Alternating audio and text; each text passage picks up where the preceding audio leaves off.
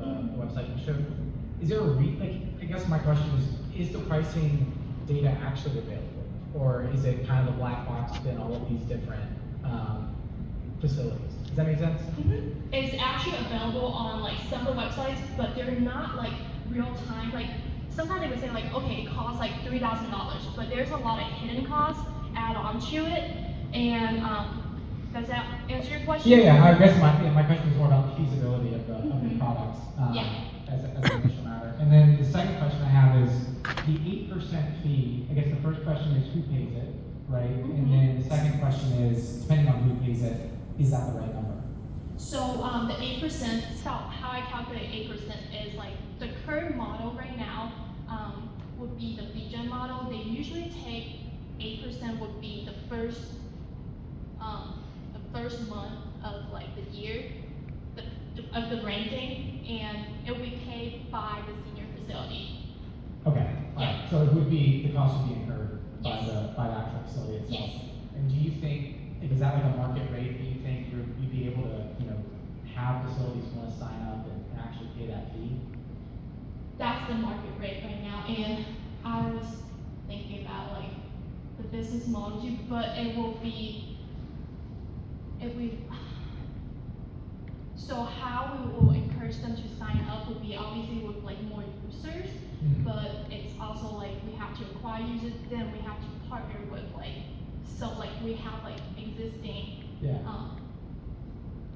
facility that's offering service too. That's a good idea. I mean, a lot of times what you see in these situations are pilots where you go out and find one or two facilities, and sometimes you'll do it for no fee initially, right? Just to get some validation and get your foot in the door. But yeah, it's a great idea to get into these things.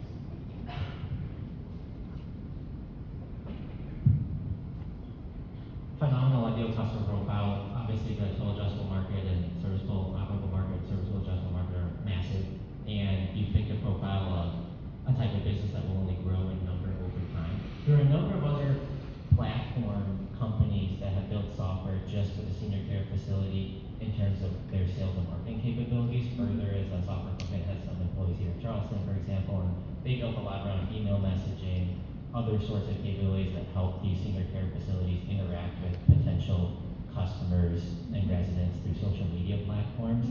It'd be useful to understand just two facets of your go-to-market. Number one, geographic density building. When you think about just choosing one or two markets, what research would you do to validate which one or two markets you might want to start in if geographic specific regional focus is useful to your go-to-market approach?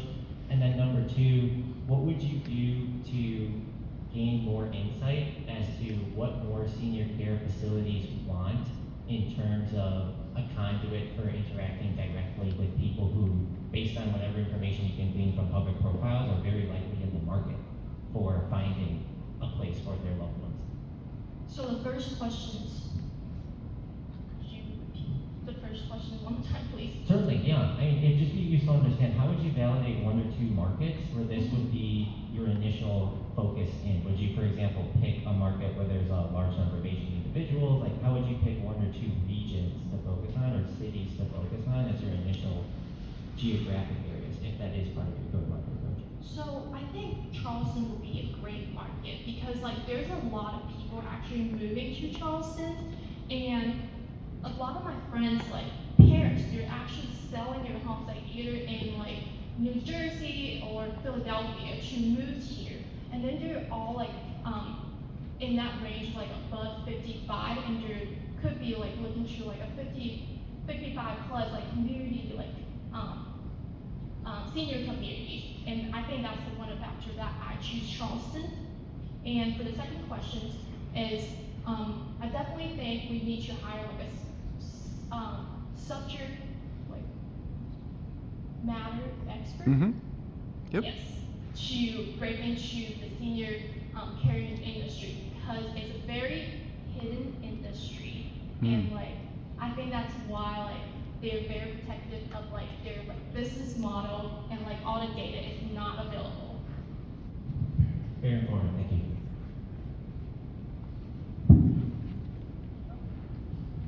Oh, how exciting. Yeah, I mean, my question is a bit along the lines of the first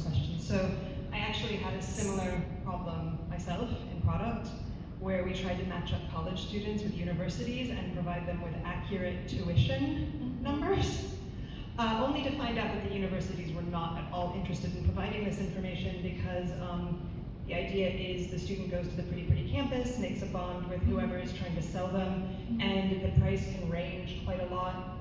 You know, like there's a massive range, so they don't really want to provide accurate estimates. I guess what I would ask is,